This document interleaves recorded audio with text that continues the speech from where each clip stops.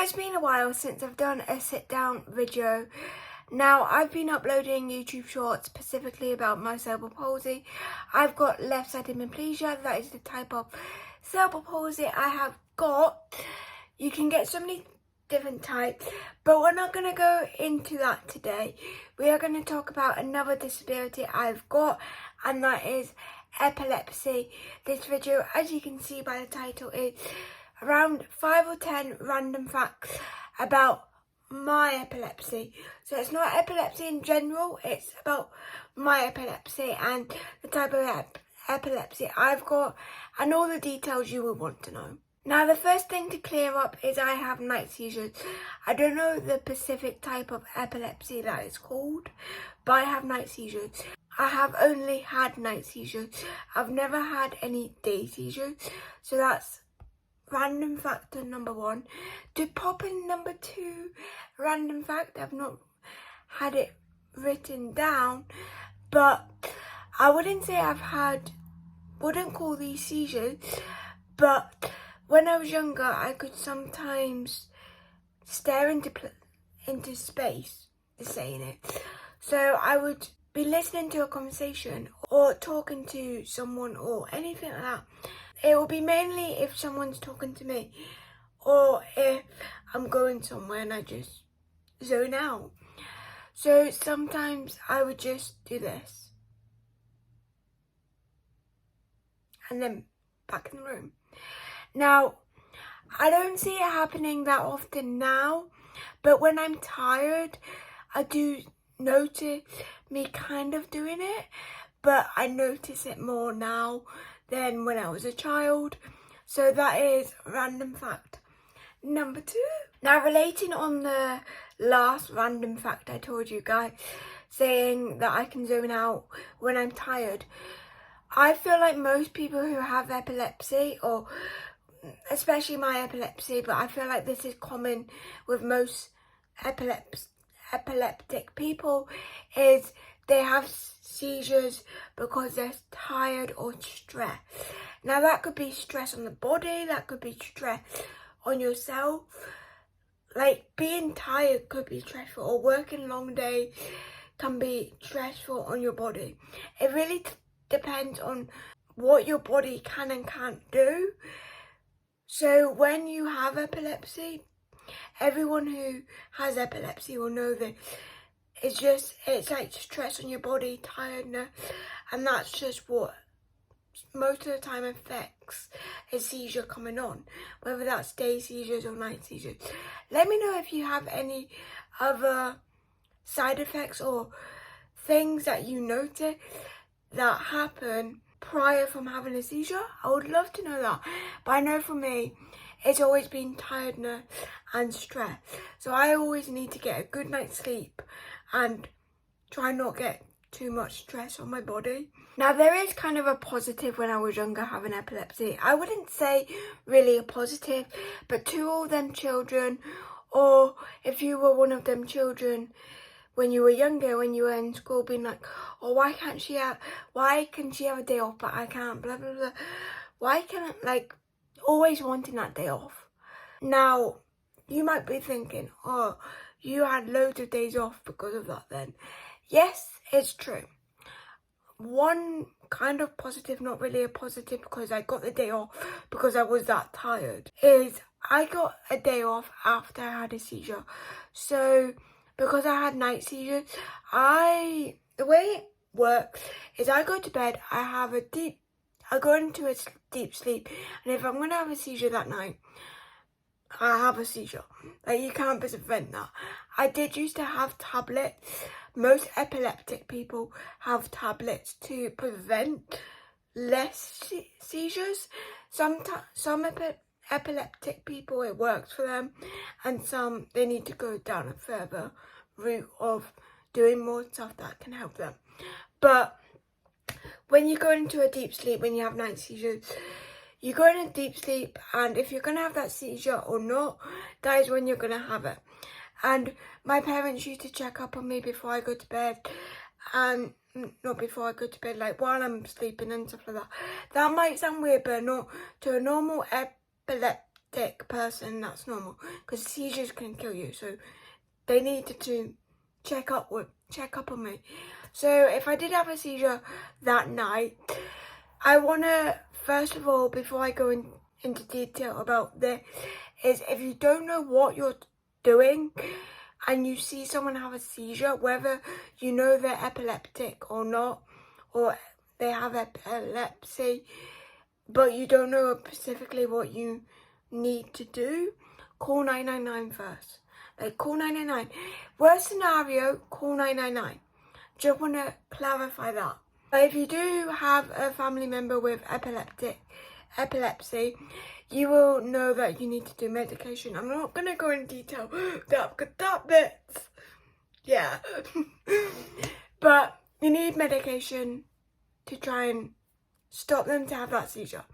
Now, if that doesn't work, you then call 999. They come out, they inject you. This is all while I'm still probably having a seizure, but to me, in my brain, I'm sleeping. So they inject you, and I've got like loads of dots.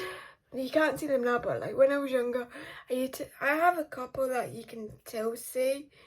Like, I don't know if that's from like one of them. It probably is, but like little dot scars.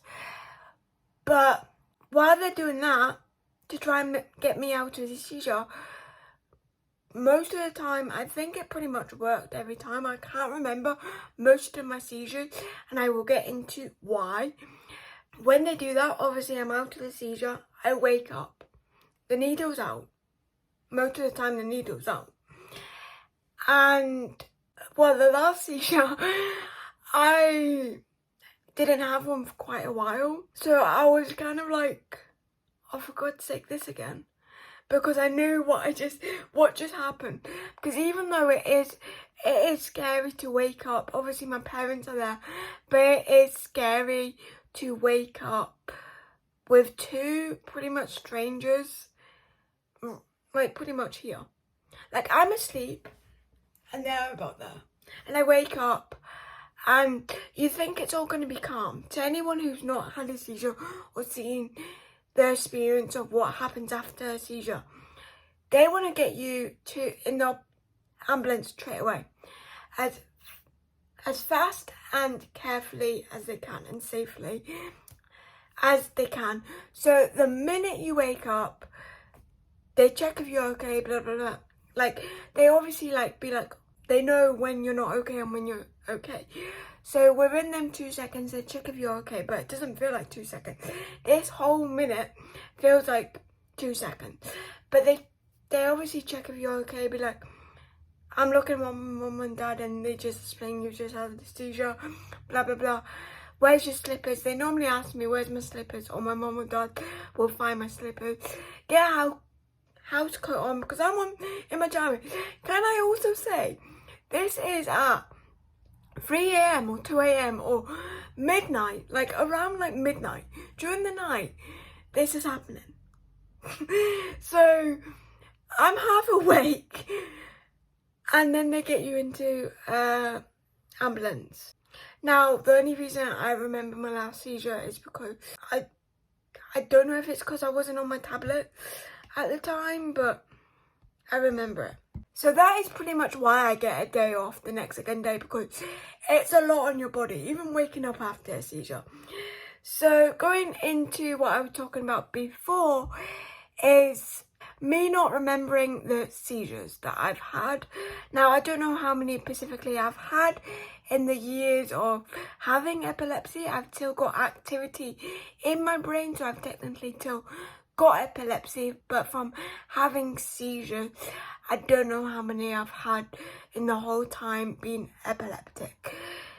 But the reason why I can't remember most of them, pretty much I can only remember one now, and I can remember bits and bobs of other seizures and how it feels. But the feeling side, I would not want to go into that. The reason for me not remembering is, one of the side effects with the tablets I took was memory loss, and that still affects me by this day from not having the tablets now. I'm not on them anymore. Hopefully it will continue. But from being on them for so many years, I've still got the side effects of memory loss and not remembering or not having a great memory. Literally, it will be like I could say something 1,000 times. The minute I'm doing that thing in the moment, I'll forget. Sometimes I can remember things, and I feel like sometimes people think I'm doing it on purpose, and I'm generally not. You will see me sometimes, if you know me personally, or even at my work, I will be like, let's say someone told me, can you get me some eggs and bread? I'll be like, eggs, bread, eggs, bread, eggs, bread, eggs, bread, eggs, bread. Like, if it's too many things, I will keep on whispering it to myself. People may look at me like weird, but it's the only way I can remember. So even now I get affected with my memory loss, remembering things because of the tablet. But when I was on the medication, my memory was worse than it is now because I'm not on the tablet. So my memory has improved, but it's probably never going to be that great. But it has improved from being off the tablets. My mum or dad or my sister could never tell me, like, normally over 2 things to go and get upstairs. I used to come downstairs, take my steps or where I was, and then I remember. But the amount of times I did that as a child, it's ridiculous.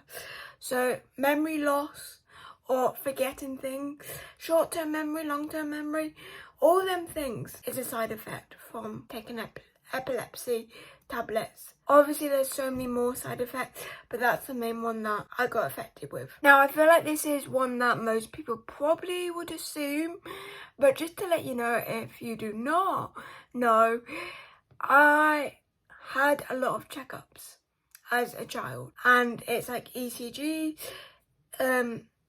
the ones that you stick on your head, the ones that you go in the cone thing, any type of brain scanning thing I had.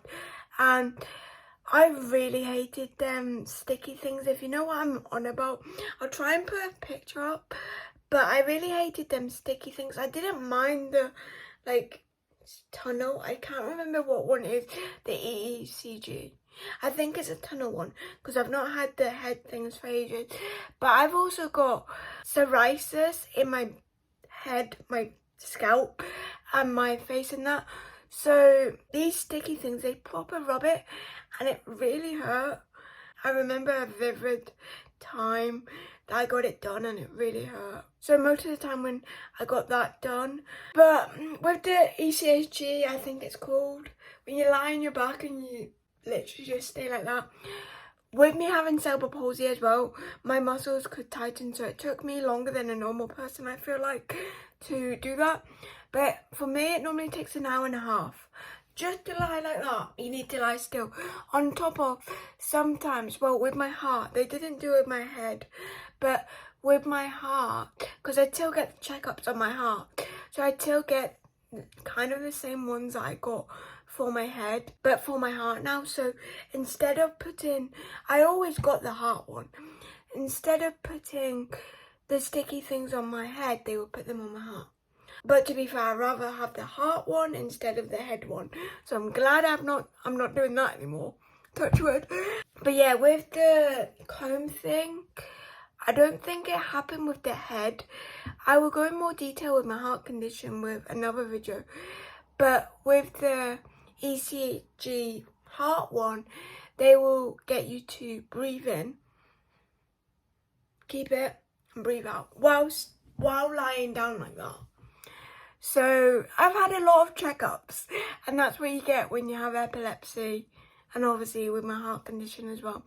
But just on the lines of epilepsy, you'd still get a lot of brain checkups. Now we're gonna finish it on a positive.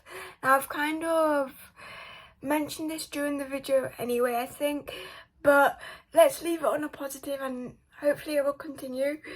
I haven't had a seizure for 7 years or 8 years, don't know how many years exactly, But yeah, I've been seizure free for 7 or 8 years, and hopefully that will continue. Hope you enjoyed the 5-10 random facts about my epilepsy. Let me know if you want a video about 10 or 5 or 10 random facts about my heart condition. Even though that did not affect me as much as today, obviously I do get checkup like I mentioned in this video, but on a day-to-day basis, except from winter, it doesn't affect me as much. But I feel like most of my disabilities, except for my learning disability, my heart condition, my epilepsy and my cerebral palsy, some of the symptoms can all lead into one. Like one of the symptoms for my heart is I can get cold more than others because of circulation and that. But also I've got left side hemiplegia, cerebral palsy, and again that can affect your circulation on my left side. So it's a mixture of everything. So it's kind of hard to know what one is specifically for this disability and then what one's for that disability. But I kind of just talk about all the symptoms into one. But I hope you enjoyed this video, and there should be a video coming soon again. But I am pre-filming Vlogmas videos as well, and I've got a lot going on these past couple of months, so I know you're always patient with me, but just to say, just try and be patient with me. I do try and keep on uploading, even if it is short. On TikTok, I upload my TikToks onto YouTube now, so if you have not seen them, go check them out. But I will see you with a new vlog or video really soon. Bye!